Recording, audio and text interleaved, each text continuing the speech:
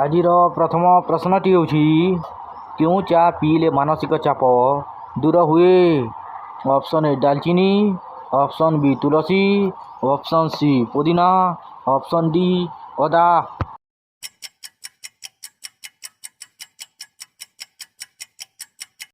ପ୍ରଶ୍ନର ସଠିକ୍ ଉତ୍ତରଟି ହେଲା ଅପସନ୍ ସି ପୁଦିନା ଚା। ଦ୍ୱିତୀୟ ପ୍ରଶ୍ନଟି ହେଉଛି ସକାଳୁ ଖାଲି ପେଟରେ କ'ଣ ଖାଇଲେ ଶ୍ୱାସ ରୋଗ ଭଲ ହୁଏ? Option A Ghia, option B ଗୁଡ଼, ଅପସନ୍ ସି ନିମ୍ବପତ୍ର, ଅପସନ୍ ଡି ଅଦା।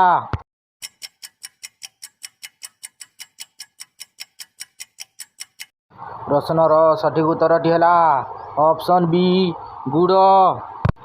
ତୃତୀୟ ପ୍ରଶ୍ନଟି ହେଉଛି ଶୁଖୁଆ ଖାଇବା ଦ୍ୱାରା କେଉଁ ରୋଗ ହୁଏ? ଅପସନ୍ ଏ କିଡ଼ନୀ ରୋଗ, ଅପସନ୍ ସି ଲିଭର ରୋଗ, ଅପସନ୍ ସି ଚର୍ମ ରୋଗ, ଅପସନ୍ ଡି ଆଖି ରୋଗ।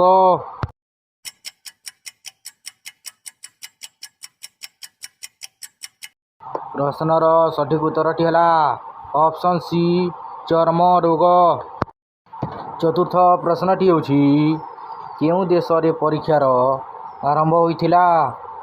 ଅପସନ୍ ଏ ଭାରତ ଦେଶ, ଅପସନ୍ ବି ଚାଇନା ଦେଶ, ଅପସନ୍ ସି ଇଟାଲୀ ଦେଶ, ଅପସନ୍ ଡି ରୁଷିଆ ଦେଶ।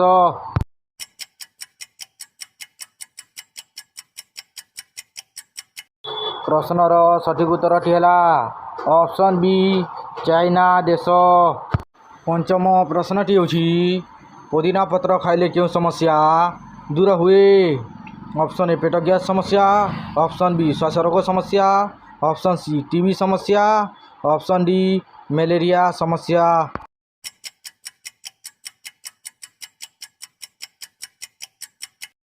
ପ୍ରଶ୍ନର ସଠିକ୍ ଉତ୍ତରଟି ହେଲା ଅପସନ୍ ଏ ପେଟ ଗ୍ୟାସ୍ ସମସ୍ୟା। ଷଷ୍ଠ ପ୍ରଶ୍ନଟି ହେଉଛି କେଉଁ ପଶୁ ସର୍ବପ୍ରଥମେ ମହାକାଶକୁ ଯାଇଥିଲା? ଅପସନ୍ ଏ ବାଘ, ଅପସନ୍ ବି କୁକୁର, ଅପସନ୍ ସି ମେଣ୍ଢା, ଅପସନ୍ ଡି ଗାଈ।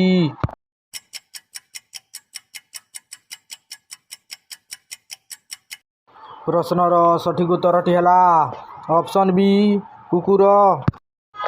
ସପ୍ତମ ପ୍ରଶ୍ନଟି ହେଉଛି ସାରୁ ଖାଇଲେ କେଉଁ ରୋଗ ଭଲ ହୁଏ? ଅପସନ୍ ଏ ଟିବି ରୋଗ, ଅପସନ୍ ବି ମ୍ୟାଲେରିଆ ରୋଗ, ଅପସନ୍ ସି ଜଣ୍ଡିସ୍ ରୋଗ, ଅପସନ୍ ଡି ରକ୍ତହୀନତା ରୋଗ।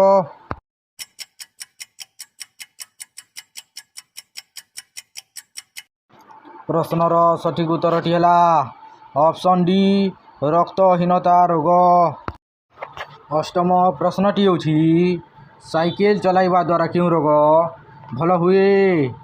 ଅପସନ୍ ଏ ମ୍ୟାଲେରିଆ ରୋଗ, ଅପସନ୍ ବି ଜଣ୍ଡିସ୍ ରୋଗ, ଅପସନ୍ ସି ହାର୍ଟ ରୋଗ, ଅପସନ୍ ଡି ଟିବି ରୋଗ।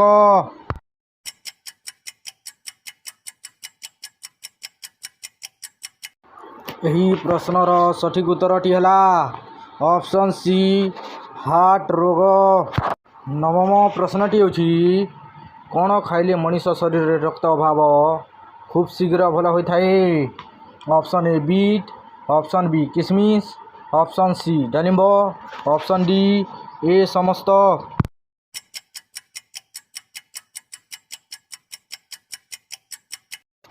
ପ୍ରଶ୍ନର ସଠିକ୍ ଉତ୍ତରଟି ହେଲା ଅପସନ୍ ଡି ଏ ସମସ୍ତ। ଦଶମ ପ୍ରଶ୍ନଟି ହେଉଛି ଭାରତର କେଉଁ ସହରରେ ସବୁଠାରୁ ଅଧିକ ଅଦା ଉତ୍ପାଦନ କରାଯାଏ?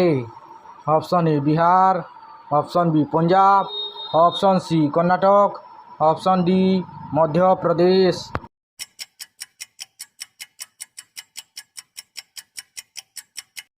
ପ୍ରଶ୍ନର ସଠିକ୍ ଉତ୍ତରଟି ହେଲା ଅପସନ୍ ଡି ମଧ୍ୟପ୍ରଦେଶ।